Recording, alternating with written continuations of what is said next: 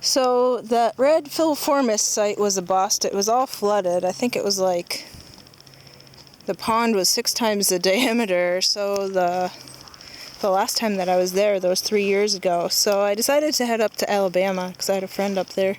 Spend the night, hang out, and hit Splinter Hill Bog. It's also one of the sites that I hit those 3 years ago. I hit up Apalachicola, which has that Sumatra population of those red flavas. That alongside the road, there's a bunch of flavas also in that national park.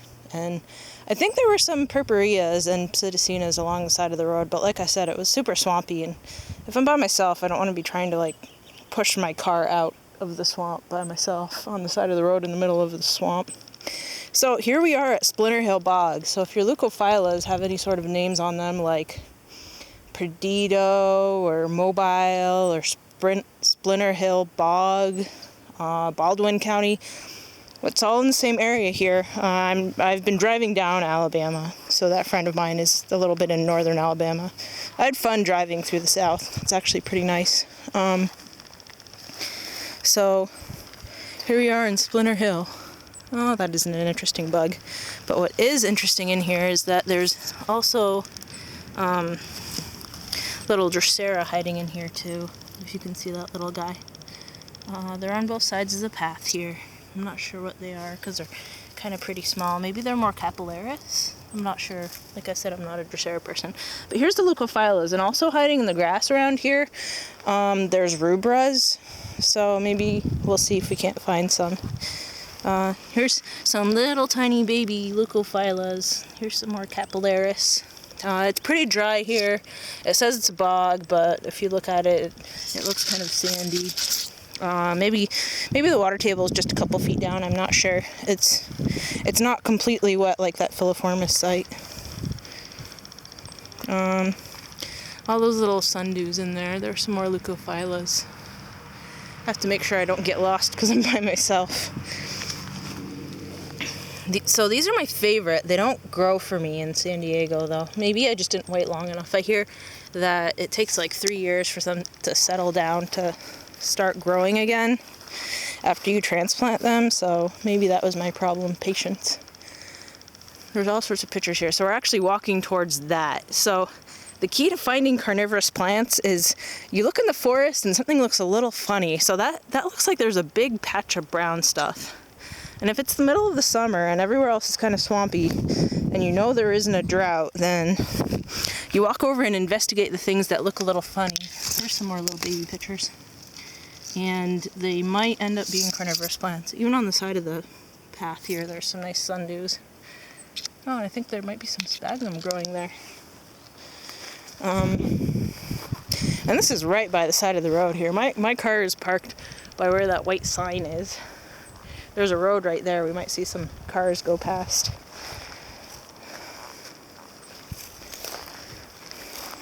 Wow, these are nice. So, right next to the one that has red veins bleeding out, here's another one that has really narrow red veins and some, I don't know, I guess it flew off. Did it? Maybe it's a spider. There's a car driving by. Maybe we won't see it from here. But it's pretty close to the road. I can hear the cars. So there's some spiders and stuff that just hang out on these plants. I guess they share the bugs. There's a car. It's real close. I'm walking over here to this nice big picture. The lid is completely open. There's another one of those green spiders. So the fact that my pitcher plants have spiders all over them at home is probably okay. I get unhappy with them that they're stealing the bugs, but I guess that's how it is out in nature. These are nice. So it's kind of overgrown with whatever this shrub is, whatever these berries are. I guess it's kind of like that flava site. There's a portion of the pitchers here that are kind of growing really in the middle of the woods, and they don't have as much phlodia as the flavas had in Florida growing in the woods. So maybe these ones can tolerate a little bit less light than flavas. The flavas really like growing in the middle of a grassy field and not having anything else around them. I guess these leucophyllas too. Here's some flowers.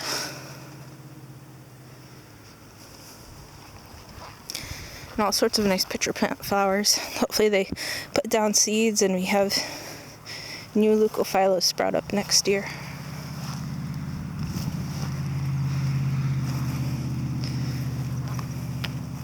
Being brave and going in shorts because it's pretty hot. It's not as stinking hot it was in Florida, but it's still pretty humid and it's kind of beating down, so I've got a bottle of something to drink because you really don't want to go in the field without something to drink in case you get lost. Hopefully I don't get lost. Wow, so many. Oh, here's a perp.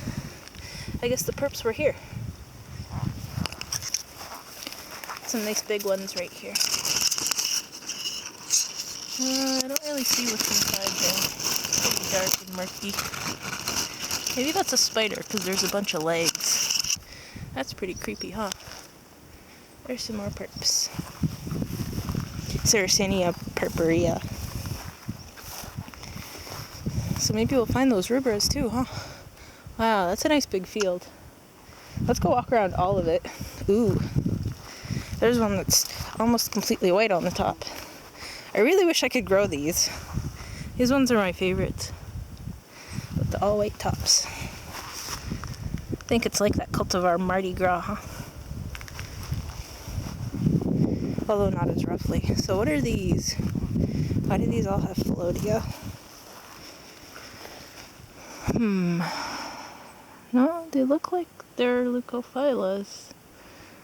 Maybe they just haven't sprouted up yet. Who knows what happened? Ew, bug repellent tastes gross.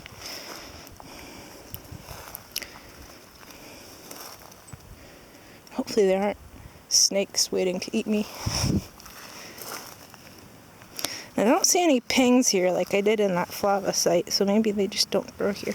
All sorts of little sundews all over the place again, though. I keep seeing them and trying not to step on them. But they're hiding under the grass, so they probably have a nice cushion.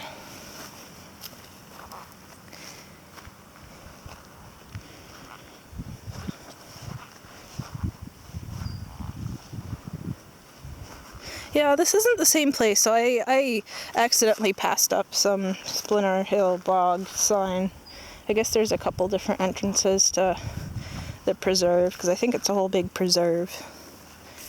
But I'm not complaining about this site at all.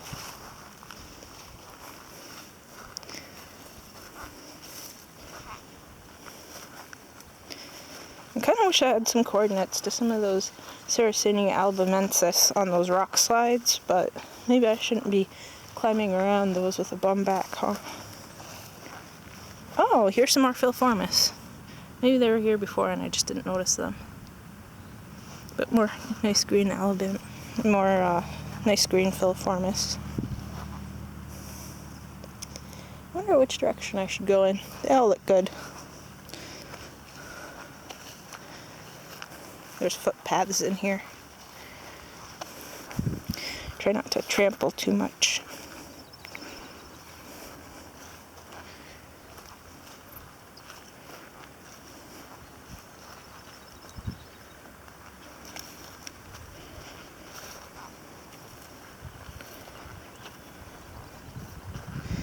Maybe there's rubras in here and I'm just not seeing them.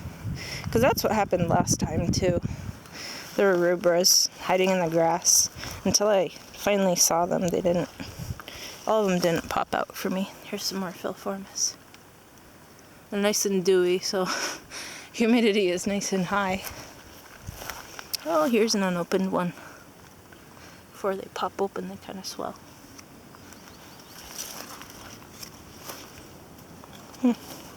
Maybe this is the right direction if there's more sundews. I wonder if we'll see more perps. Oh, it goes for a while, huh?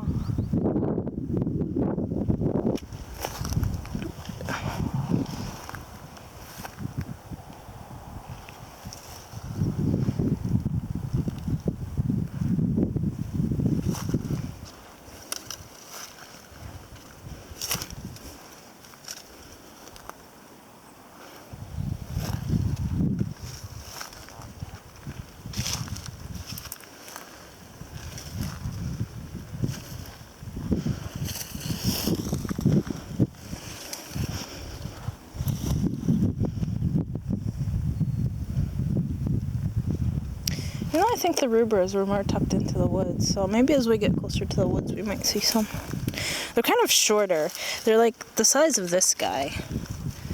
And they don't really poke out too much out of the grass, so a little bit harder to spot. And they're pretty narrow too. They're kind of a smaller pitcher plant. Not like these leucophyllas that come up past my knee.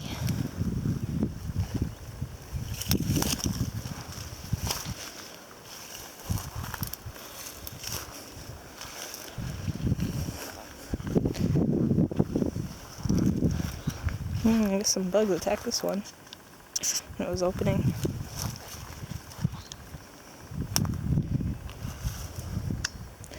It's a little bit swampier looking over here. Let's see if anything else pops out. I guess those are from ants, huh? Those little mounds. Oh, some sort of critter paw prints. Hopefully it's nothing that wants to eat me.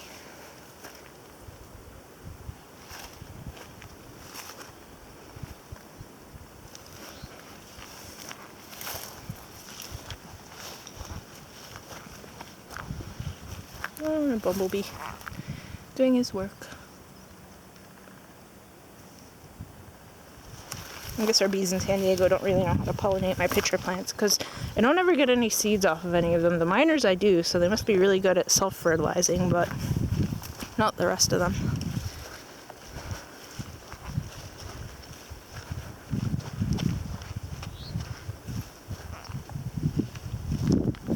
Let's get into the taller grasses here and see if we can't find some rubras.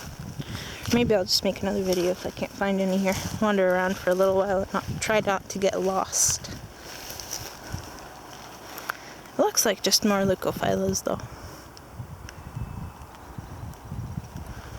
And some pretty ones at that. I guess they're all pretty though. All sorts of things jumping when I'm walking through. I guess that's a good sign that they all have lots to eat.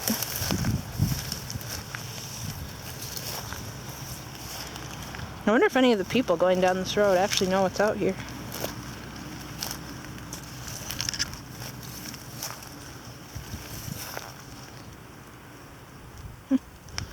Maybe not. I should go back towards that main stand. Oh, that's a nice red one. I think the leucophyllas and the rubras hybridize, but I'm not entirely sure. I don't remember.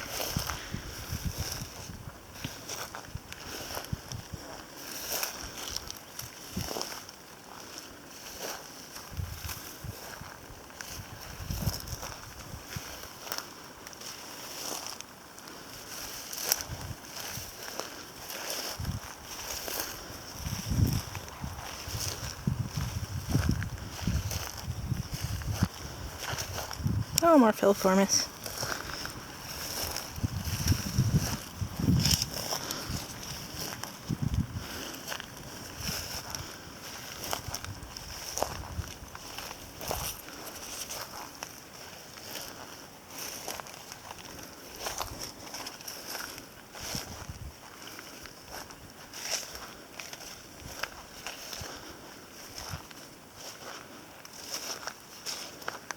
Oh, there's big filiformis in the middle of the way.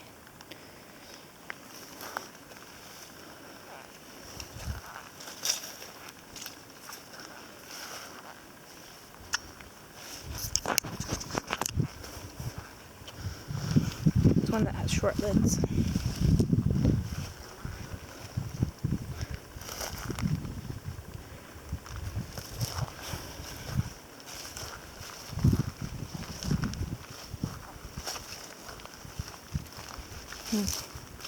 One that just opened over there. Let's go see if he's eaten anything. It's always good to know what they eat in the wild. Try to feed them, you know, they would eat in the wild. Like Nepenthes platykyla eats something that looks like hornets for me, so maybe that's what it eats out in the wild. And nope, nothing yet. Well, hopefully it eats soon.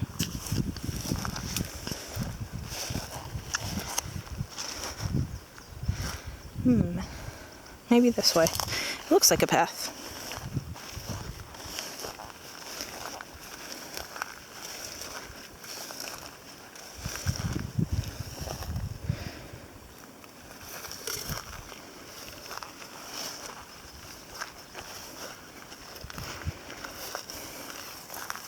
flowers.